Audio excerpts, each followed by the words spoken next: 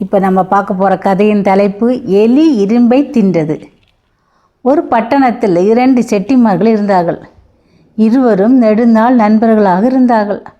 அவர்களில் ஒருவன் அயல்நாடு போக வேண்டியிருந்ததால் தன்னிடமுள்ள 1000 துலாம் இரும்பையும் தன் நண்பனிடம் பாதுகாப்பாக வைத்துவிட்டு வெளிநாட்டுக்கு போய்விட்டான்.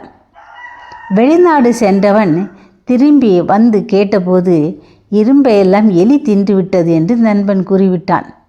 சரி, போனால் போகிறது என்று சொல்லிவிட்டு மீண்டும் அவன் முன்போல் நண்பனாகவே இருந்து வந்தான்.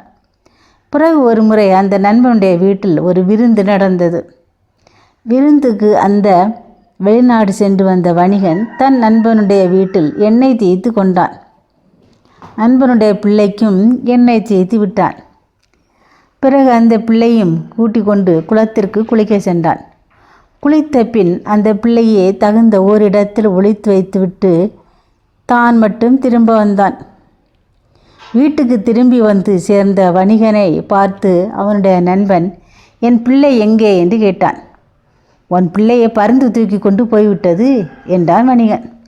உடனே மற்ற வணிகனுக்கு கோபம் வந்து விட்டது. எங்கேயாவது பிள்ளையை பருந்து எடுத்து போகுமா என்று சண்டைக்கு வந்து விட்டான். வாய் சண்டை முற்றி கை சண்டை ஆகிவிட்டது. உடனே அங்கிருந்தவர்கள் இருவரையும் ஊர் வழக்காளர்கள் முன்னே அழைத்து சென்றார்கள். வழக்காளர் அந்த வணிகனை பார்த்து, ஏனையா, இது என்ன வேடிக்கை? எங்கேயாவது பிள்ளையை பருந்து தூக்கி கொண்டு போகுமா என்று கேட்டார்.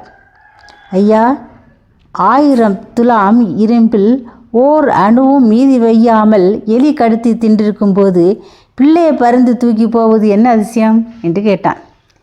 இந்த அதிசயம் எங்கே நிகழ்ந்தது என்று வழக்காளர் விசாரித்தார். உடனே அவன் முன் நடந்தவைகளை கூறினான்.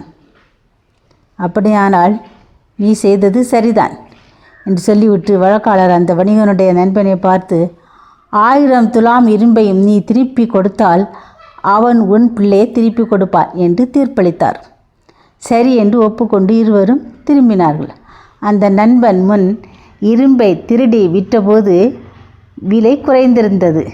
இப்போது விலை கூடிவிட்டபடியால் அவன் பெரும் நஷ்டப்பட்டு வீடு வாசல் எல்லாவற்றையும் விற்று 1000 துலாம் இரும்பையும் வாங்கி கொடுக்க வேண்டியிருந்தது.